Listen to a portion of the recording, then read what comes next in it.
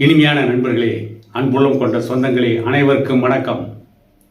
அதிமுக கட்சியினுடைய நிர்வாகிகள் கூட்டத்திலே புலம்பி தள்ளிய எடப்பாடி பழனிசாமி கண்ணீர் விட்டு கதறாத குறையாக அதிமுகவிடம் மன்றாடிய எடப்பாடி பழனிசாமி ஜெயலலிதாவிடம் காட்டிய விசுவாசத்தை, எம்ஜிஆரிடம் காட்டிய விசுவாசத்தை அதிமுக காரர்கள் தன்னிடம் காட்டவில்லை என்று எடப்பாடி பழனிசாமி புலம்பி தவித்திருக்கிறார். அது சரி, விசுவாசத்திற்கு விலை என்ன என்று கேட்கின்ற எடப்பாடி பழனிசாமி எப்படி மற்றவர்களிடம் விசுவாசத்தை எதிர்பார்க்கலாம்? பாட்டாளி மக்கள் கட்சிகளின் நிறுவனர் டாக்டர் ஐயாவும் பாட்டாளி மக்கள் கட்சியும் வன்னியர் சமூகமும் இல்லை என்றால் எடப்பாடி பழனிசாமி முதலமைச்சராகவே இருந்திருக்க முடியாது. அதற்காக அவர் விசுவாசத்தை காட்டவில்லை என்றால் பரவாயில்லை. எவ்வளவு மோசமாக தாறுமாறாக அன்புமணி ராமதாஸ் அவர்களை விமர்சித்தார்.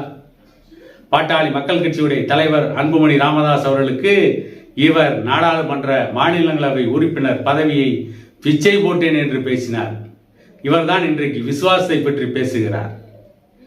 எடப்பாடி பழனிசாமிக்கு முதலமைச்சர் பதவியே தானமாக கொடுத்தவர்கள் பாட்டாளி மக்கள் கட்சியை சார்ந்தவர்களும் வன்னியர் சமூகத்தை சார்ந்தவர்களும். எடப்பாடி பழனிசாமி கடந்த சட்டமன்ற தேர்தலில் 95,000 ஓட்டுகள் வித்தியாசத்தில் ஜெயித்தார் என்றால் அதற்கு காரணம் வன்னியர் சமூகத்தினர் எடப்பாடி பழனிசாமிக்கு தானமாக வழங்கிய எம்எல்ஏ பதவி. அதன் மூலம்தான் அவர் இன்றைக்கு எதிர்க்கட்சி தலைவர். ஆனால் இவர் பேசுகிறார் விசுவாசத்தை பற்றி. விசுவாசத்தை பற்றி யார் பேசுவது? இவரை முதலமைச்சராக்கிய சசிகலாவிடம் இவர் விசுவாசத்தை காட்டவில்லை. இவரை அமைச்சராகிய சசிகலாவிடம் இவர் விசுவாசத்தை காட்டவில்லை.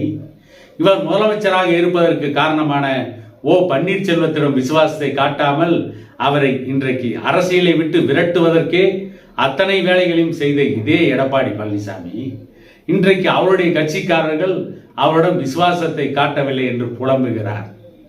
எம்ஜிஆரிடம் விசுவாசத்தை அதிமுகவினர் காட்டினார்கள் என்றால் எம்ஜிஆர் அந்த தொண்டர்கள் மீது வைத்த நம்பிக்கை, அந்த தொண்டர்கள் மீது அவர் வைத்த பாசம், அந்த தொண்டர்களை அவர் அரவணைத்த பாங்கு, தொண்டர்களோடு தொண்டர்களாக எம்ஜிஆர் இருந்த நிலை.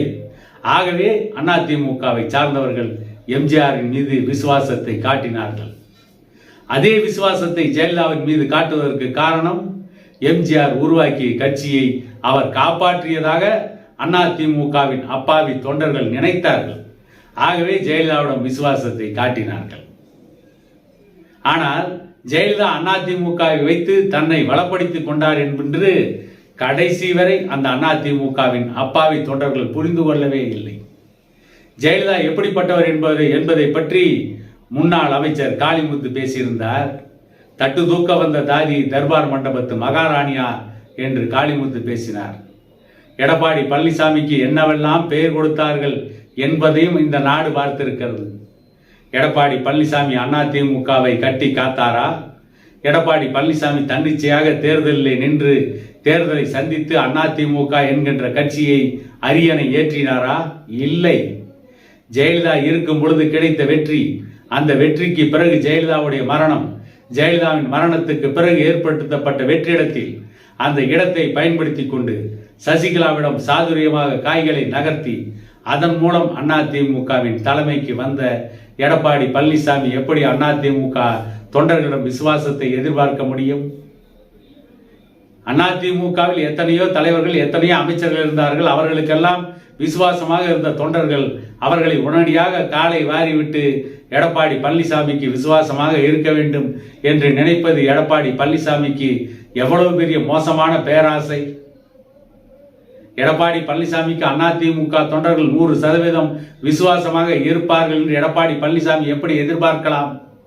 எடப்பாடி பழனிசாமி விசுவாசமாக நடந்திருந்தால் அந்த தொண்டர்களும் விசுவாசமாக இருப்பார்கள். எடப்பாடி பழனிசாமிக்கே விசுவாசம் இல்லையே, அந்த தொண்டர்கள் எப்படி விசுவாசமாக இருப்பார்கள் என்பதை எடப்பாடி பழனிசாமி சிந்திக்க வேண்டாமா?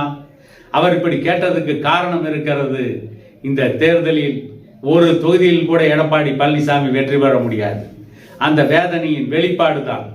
அதிமுக தொண்டர்களுக்கு விசுவாசம் இல்லை, ஆகவே தோற்றேன் என்று நாளைக்கு பழியை அதிமுக தொண்டர்கள் மீது போடுவதற்காக அவர் இப்பொழுதே ஒரு காரணத்தை தேடிக்கொண்டிருக்கிறார் என கூறி இன்னொரு காணொலியில் உங்களை சந்திக்கும் வரை உங்களிடமிருந்து விடைபெறுவது உங்கள் எடப்பாடி துரைசாமி.